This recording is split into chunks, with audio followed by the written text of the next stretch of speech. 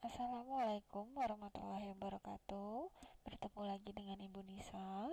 Kali ini kita akan membahas tentang besaran dan pengukuran, yaitu materi fisika bab 2 di kelas 10 SMA. Untuk indikator pencapaian kompetensi ada 12. Yang pertama, memahami dan menganalisis besaran-besaran fisika, kemudian memahami menerapkan konversinya bagaimana, memahami dan menerapkan prinsip penggunaan alat ukur, memahami konsep ketelitian akurasi dan presisinya, memahami konsep kesalahan pengukuran, memahami dan menerapkan prinsip angka penting untuk suatu penyelidikan, melakukan pengukuran besaran fisis, berikut ketelitiannya, memahami konsep vektor dan besaran-besaran vektor, menganalisis komponen dan arah vektor, menganalisis dan menerapkan teknik jumlahan vektor, memahami dan menganalisis vektor perpindahan, kecepatan dan percepatan, dan yang terakhir merancang dan melaksanakan percobaan untuk menentukan resultan vektor. Dalam materi ini akan ada 4 subbab. Yang pertama adalah besaran dan satuan, kemudian dimensi dan faktor pengali, sistem pengukuran dan operasi vektor. Tujuan dari pembelajaran ini diharapkan kalian akan mampu memahami besaran dan dimensi, alat-alat ukur fisika, ketelitian dan ketidakpastian pengukuran, serta aturan angka penting. Kemudian mampu memahami besaran vektor, komponen vektor, serta penjumlahan vektor. Selanjutnya kita masuk ke subbab pertama tentang besaran dan satuan. Piramida Agung Giza adalah salah satu contoh dari dahsyatnya pengukuran pada zaman terdahulu. Nah, pada saat itu di Mesir, orang-orang Mesir masih menggunakan pengukuran yaitu 1 kubik. Nah, kalian tahu gak sih bahwa piramid ini tingginya mencapai 146 meter? Gimana ya kira-kira mereka bisa bikinnya? Wah, jadi zaman dulu pada saat itu rakyat Mesir membangun piramid itu menggunakan ukuran 1 kubik. 1 kubik ini adalah panjang dari siku hingga ujung jari kelingking kalian. Nah, tapi kalian tahu kan, setiap orang itu pasti beda-beda panjangnya. Tapi kok bisa ya mereka membuat itu semua? Nah, mari kita bahas tentang pengukuran ini. Sebenarnya tidak cuma di Mesir, tapi di Indonesia juga dikenal dengan ukuran-ukuran lain seperti yang tadi 1 kubik itu dalam Indonesia dikenal dengan 1 hasta. Nah, selain itu ada juga satuan jengkal, yaitu panjang dari jempol kalian hingga kelingking. Nah, ada juga yang namanya 1 depa. Ketika kalian merentangkan tangan kalian, panjang 1 depa itu dari ujung jari tangan kanan kalian sampai ujung jari tangan kiri kalian jika dibentangkan. Nah, di Inggris juga dikenal dengan ukuran panjang yard, di mana ukuran panjang 1 yard ini dihitung dari ujung hidung kalian sampai ke ujung jempol kalian. Nah, itu dinamakan 1 yard. Lagi-lagi pakai tubuh ya mengukurnya.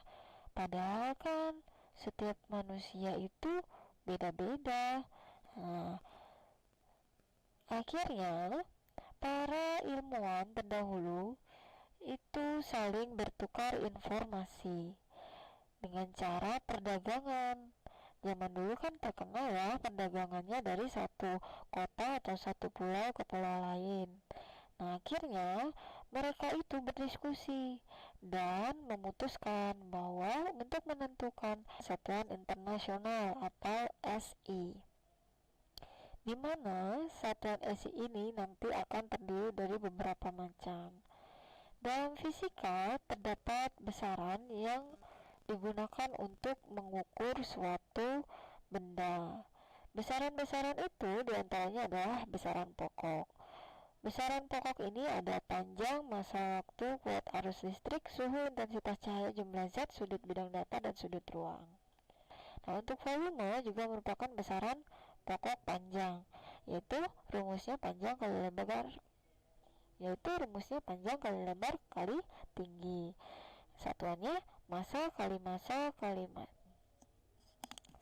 satuannya meter kali meter kali meter, sehingga satuan dari volume adalah meter pangkat 3.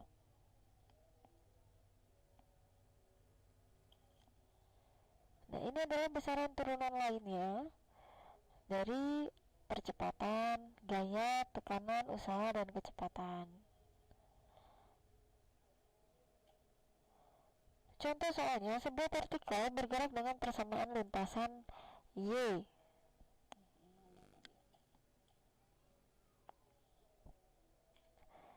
Selanjutnya adalah dimensi dan faktor pengalih.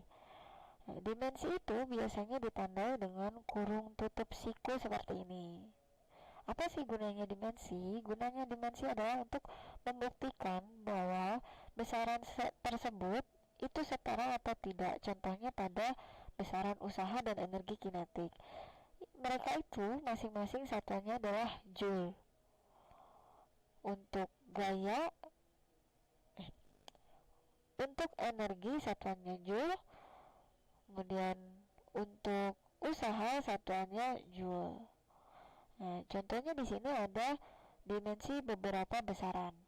Dari panjang, dimensinya adalah L, massa dimensinya M, waktu dimensinya T, suhu dimensinya theta, kuat arus listrik dimensinya I, intensitas cahaya dimensinya J, jumlah zat dimensinya N. Contohnya di sini ada luas. Luas itu tadi rumusnya panjang kali lebar, di mana panjang itu adalah dimensinya L. Lebar juga dimensinya L, sehingga untuk luas dimensinya E pangkat 2. Begitu pula dengan kecepatan. Kecepatan itu rumusnya jarak bagi waktu, di mana jarak itu adalah dimensi dari panjang, yaitu L. Waktu dimensi dari T, sekon. Kemudian dimensi kecepatan ditentukan. Kemudian dimensi kecepatannya adalah L dikali T pangkat min 1. Kenapa pangkat min 1? Karena T-nya dinaikkan.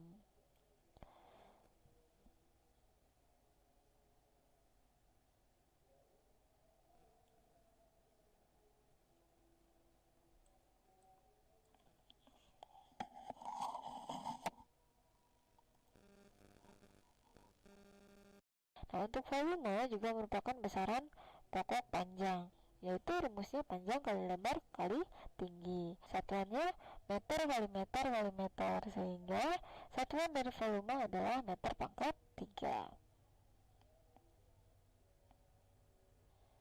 Nah, ini adalah besaran turunan lainnya dari percepatan, gaya, tekanan, usaha, dan kecepatan.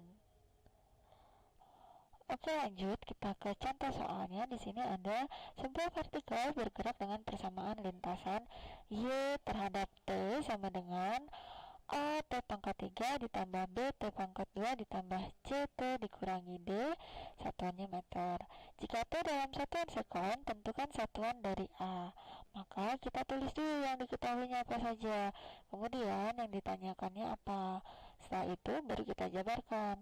Berdasarkan analisis satuan, satuan dari A dapat ditentukan sebagai berikut. Y terhadap T sama dengan A T pangkat 3. Tadi T itu dalam meter, Y-nya berarti meter sama dengan A S pangkat 3. Untuk T itu adalah satuannya sekon.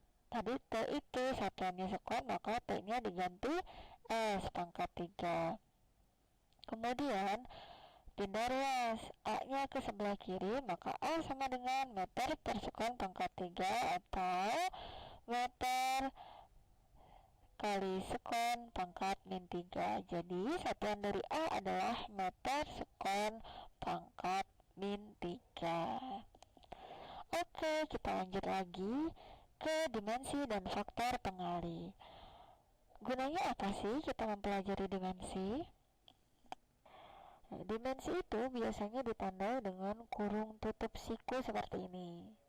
Apa sih gunanya dimensi? Gunanya dimensi adalah untuk membuktikan bahwa besaran tersebut itu setara atau tidak. Contohnya pada besaran usaha dan energi kinetik. Mereka itu masing-masing satuannya adalah joule. Nah, contohnya di sini ada dimensi beberapa besaran. Dari panjang, dimensinya adalah L, massa dimensinya M, waktu dimensinya T, suhu dimensinya theta, kuat arus listrik dimensinya I, intensitas cahaya dimensinya J, jumlah zat dimensinya N. Contohnya di sini ada luas. Luas itu tadi rumusnya panjang kali lebar, di mana panjang itu adalah dimensinya L. Lebar juga dimensinya L, sehingga untuk luas dimensinya L pangkat 2. Begitu pula dengan kecepatan. Kecepatan itu rumusnya jarak bagi waktu, di mana jarak itu adalah dimensi dari panjang, yaitu L. Waktu dimensi dari T, sekon. Kemudian dimensi kecepatan ditentukan. Kemudian dimensi kecepatannya adalah L dikali T pangkat min 1. Kenapa pangkat min 1? Karena T-nya dinaikkan. Nah, coba sekarang kita ke contoh soalnya. Perhatikan hukum gravitasi Newton berikut. F sama dengan G M kali M bagi R kuadrat. Jika F adalah gaya tarik gravitasi, M1 adalah massa benda ke-1, M2 itu massa benda kedua, dan R adalah jarak antar kedua benda, tentukan dimensi dari konstanta umum gravitasi atau G. Nah, setelah itu kita lihat analisis satuannya. Satuan konstanta umum gravitasi dapat ditentukan sebagai berikut. G sama dengan F kali R kuadrat dibagi M kali M, karena pindah ruas ya, G-nya ke kiri. Untuk satuan gaya yaitu kilogram meter per sekon kuadrat. Untuk satuan jarak adalah meter kuadrat. Kemudian dibagi satuan massa yaitu kilogram dan kilogram, sehingga ditemukan untuk satuannya yaitu kilogram pangkat min 1, meter pangkat 3, S pangkat min 2.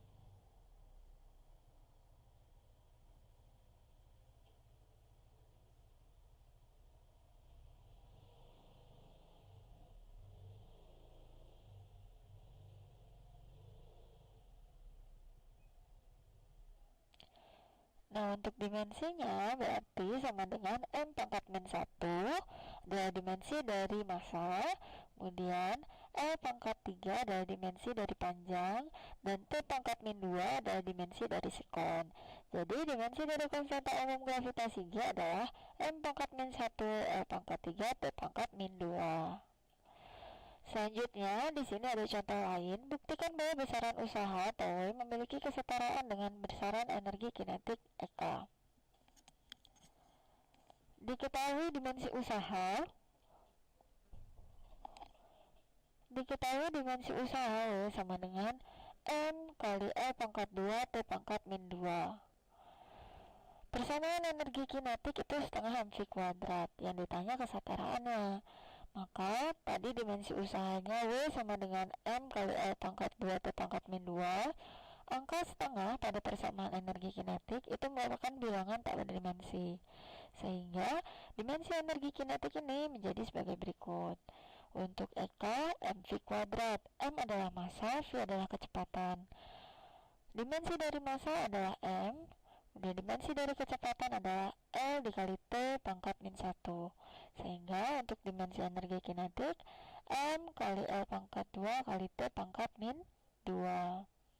Jadi karena nilai dimensi usaha W dan energi kinetik itu sama, maka hal ini menunjukkan bahwa besaran usaha memiliki kesetaraan dengan besaran energi kinetik. Selanjutnya adalah faktor pengali. Apa itu faktor pengali? Faktor pengali adalah penulisan pada sistem satuan yang dapat ditambahkan awalan kata di depannya. Nah, awalan inilah yang menyatakan besarnya faktor pengali pada satuan. Contohnya pada tabel ini ada faktor pengali dari 10 pangkat min 15 sampai 10 pangkat 12. Sudah tertera di situ nama awalan dan lambangnya. Contoh yang sering kita gunakan adalah 10 pangkat min 6 mikro, lambangnya mu. 10 pangkat min 3 mili dengan lambang M kecil, 10 pangkat 3 kilo dengan lambang K kecil, dan seterusnya. Selanjutnya adalah sistem pengukuran. Di depan ini ada beberapa alat ukur, di antaranya ada neraca untuk mengukur massa, stopwatch untuk mengukur waktu, mikrometer skrup untuk mengukur panjang, mister untuk mengukur panjang, dan jangka sorong untuk mengukur panjang. Nah, ketiga alat mengukur panjang ini, yaitu mikrometer skrup, mister, dan jangka sorong, mempunyai ketelitian yang berbeda-beda. Contohnya pada mistar ini mempunyai ketelitian 0,1 cm sama dengan 1 mm. Kemudian pada jangka sorong ini mempunyai skala utama dan skala nonius, di mana skala utamanya adalah pada penggaris yang panjang, bagian yang paling panjangnya, dan skala nonius adalah yang terdapat di rahang bawah.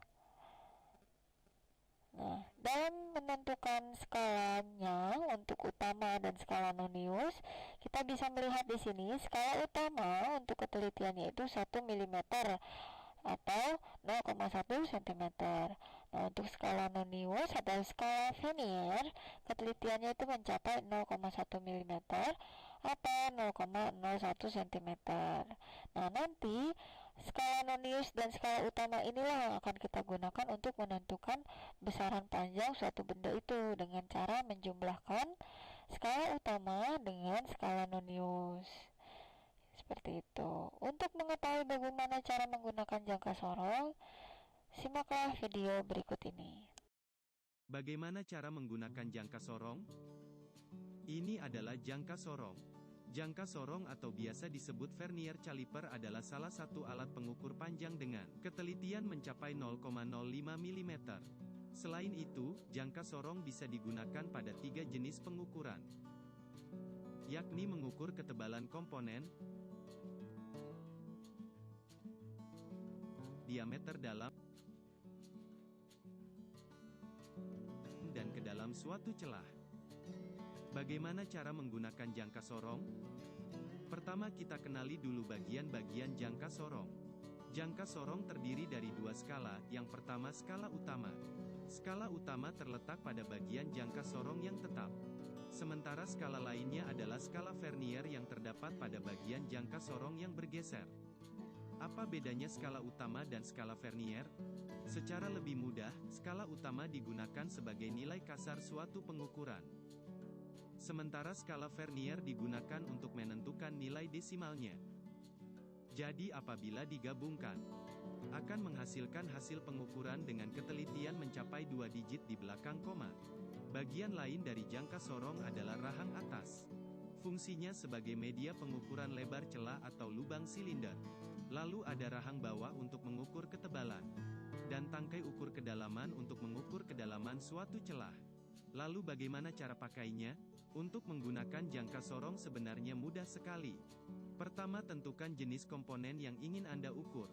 Gunakan rahang bawah untuk mengukur ketebalan atau diameter komponen seperti diameter poros atau diameter piston.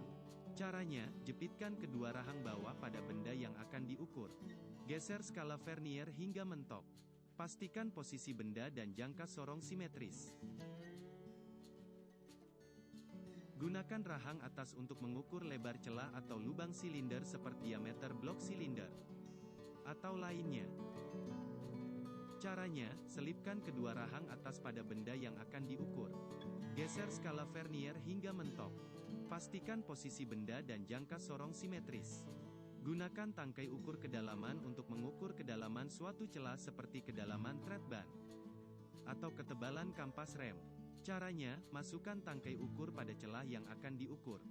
Geser skala Vernier hingga tangkai menyentuh dasar celah. Pastikan posisinya simetris. Setelah itu, kencangkan pengunci skala Vernier untuk mengunci skala Vernier agar tidak bergeser. Terakhir, baca hasil pengukuran.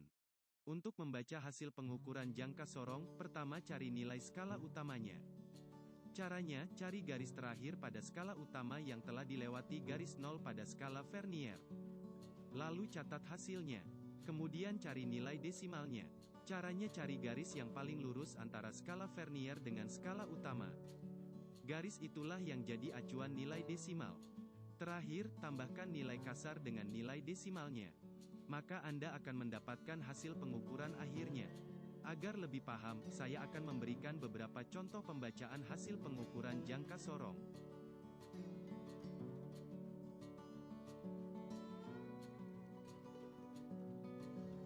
Bagaimana?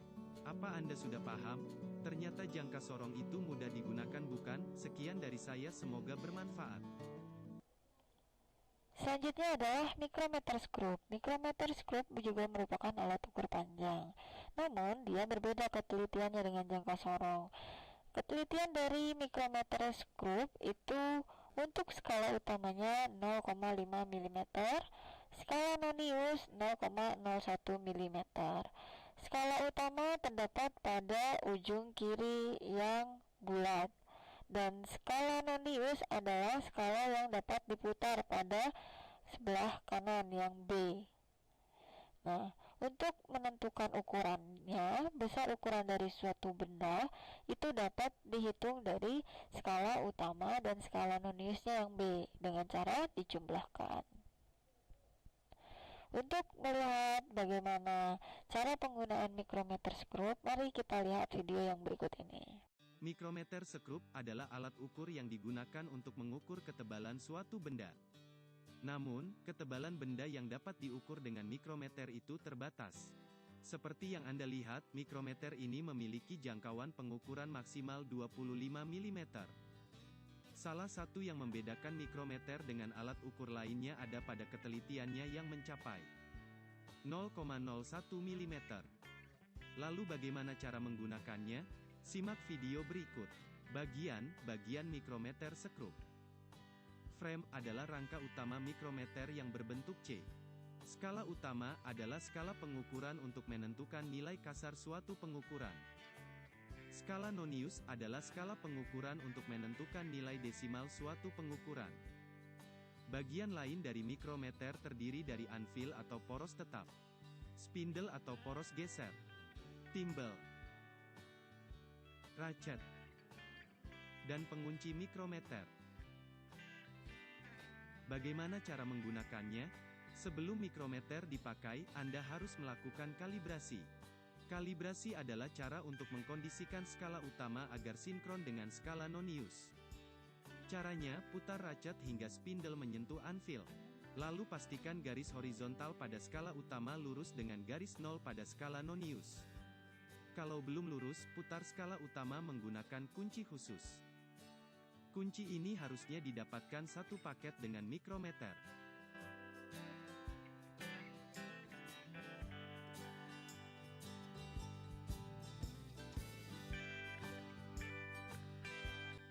Apabila garisnya sudah lurus, Anda bisa gunakan mikrometer untuk mengukur.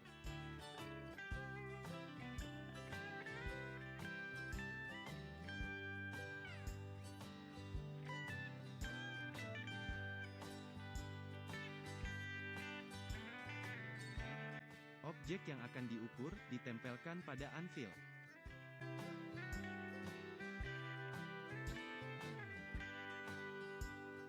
Lalu putar ratchet hingga spindle bergeser menjepit objek yang akan diukur.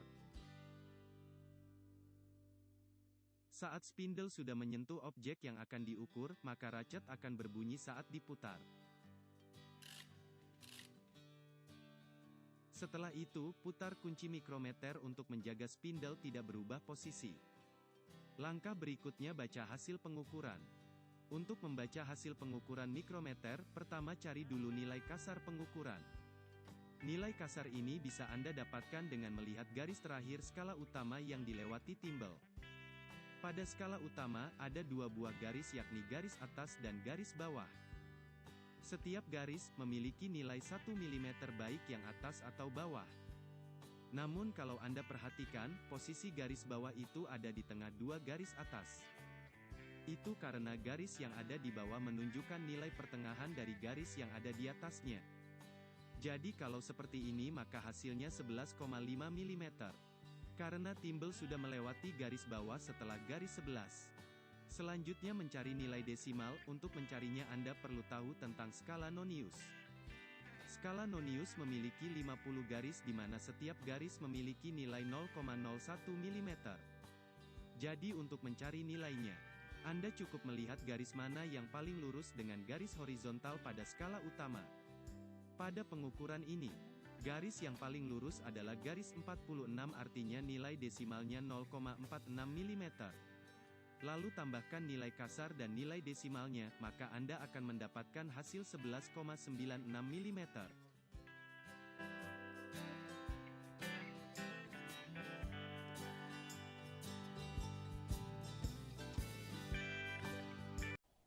Ya, terima kasih untuk pertemuan kali ini.